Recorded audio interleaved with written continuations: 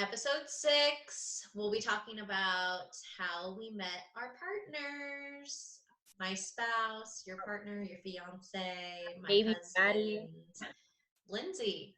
I know you've known Yeah. Jacob for a long time, but I actually don't know how you guys met other than like the brief version. How did you guys meet? Jacob and I met my very first day at Texas State. So we both went to school there.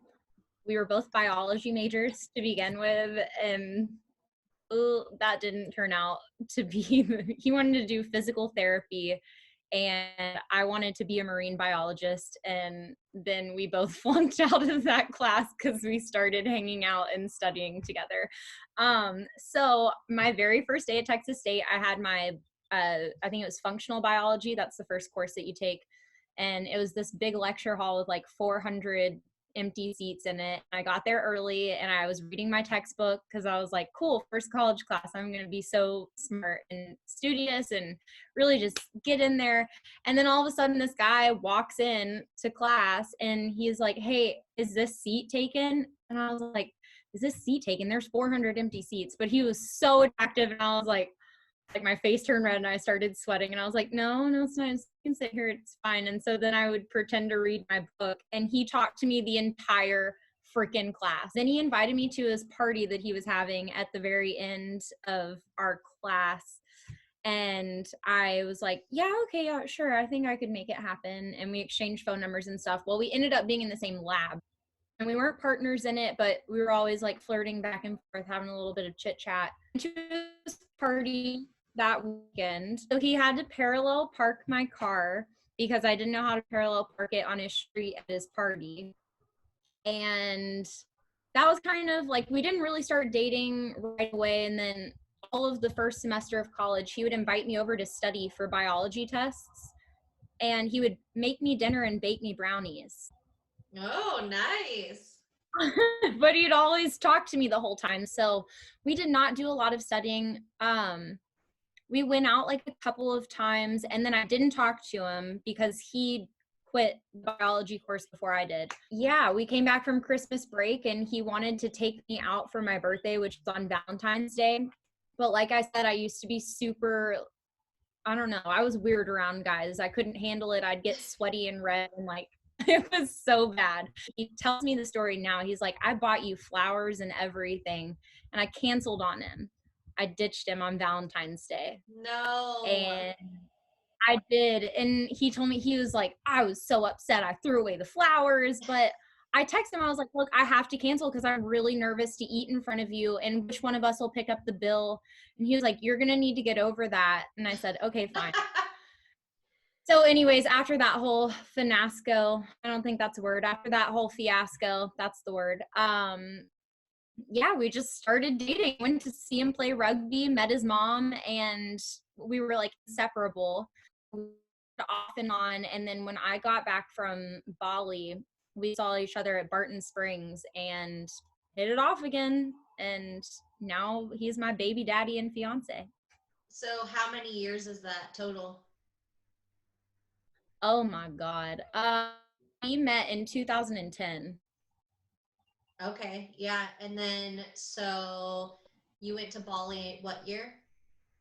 2017. And then you got back together. 2017. Then we So you moved in guys, together in 2018.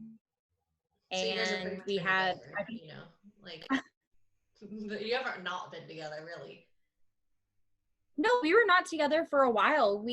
Because I lived in Australia for a while. And like before that, he graduated college before I did. And we've been dating on and off since 2010.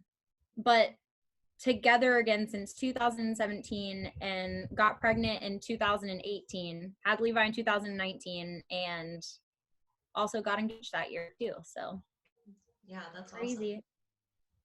So I remember when you and Isaac started dating because you and I were inseparable that summer, right? That was Yes, you, 2017. I lived downtown and you were at my house, my apartment all the time, and we did everything together day and night. We met, it was after summer. Because you and I had a great summer before that. We had so much fun. We did a lot of fun things that we don't really need to mention. Then we settled down. Yes, then we settled down. And please tell us how you settled down. So I did this web series with one of my best girlfriends, Lauren K. Wyatt. She owns the business and it's called Love Renegades. And I ended up doing this web series with her. And I can't remember how many other people partook in it, but it was basically about finding love. So it was either finding love within yourself, within a partner that you are currently had, with finding a new partner, finding love with your children, whatever it was. It was all about love. I went through this whole series that was like a transformational sort of deal.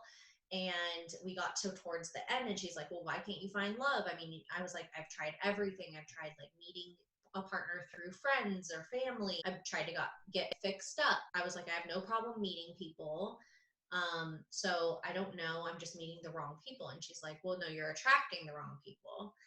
And it ended up being this whole homework assignment for me, basically, where she was like, you need to get online and you need to take a risk. And I was like, I will never get online. I do not believe in online dating. I have no problem meeting people. And I was super resistant to it. Now I know that that was because I, one, was afraid of failing and rejection. After she gave me the homework assignment, I was like, I'm not doing it. A few days later, I was like, screw it. I'm going to do it. I'm just going to make an account. She's like, just make an account. You don't have to message anyone or do anything yet. Just take the risk by like setting it up. So I set it up. And then once I set it up, I was like, well, shoot, I should just use it. So I went on Bumble. I matched with 3 people only, and it said, sorry, you ran out of matches in all of Austin area. And the 100-mile radius that you set it to. I was very specific on my criteria. Before getting on the dating app, I made a commitment to myself and was like, had to get really clear on exactly what I wanted. And so I like wrote down like a manifestation list of exactly, and I had been doing this for months and narrowing it down before this of like what I wanted in a partner and what I wanted for a future and all that stuff. So I was super clear. Went on a date with one of those people. It was a horrible date. I kind of got swipe happy because I was like, well, I only matched with 3 people. That was kind of fun, but now I like ran out of matches. So I downloaded a second app and I downloaded Hinge and I matched with one person. And that one person was Isaac, who's now my husband. I tried to stalk him. I was like, he has no social media. He only has 2 pictures up. One's of a dog. One is of him like far away in a football outfit, uniform. And like only like one little joke on there. It like piqued my interest because it was like mysterious, you know?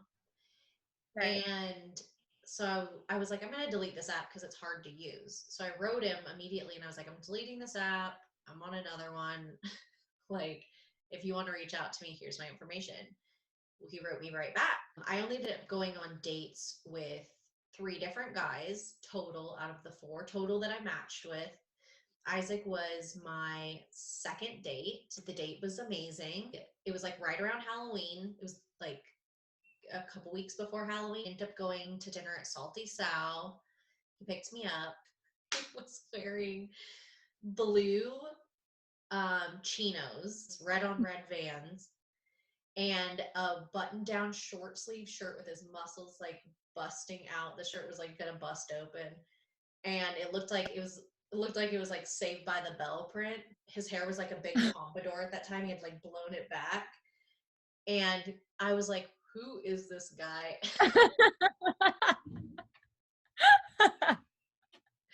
I was like, who is this guy? Like, oh my gosh, he looked like he just walked out of like a magazine and was like, I was like, this guy's flashy.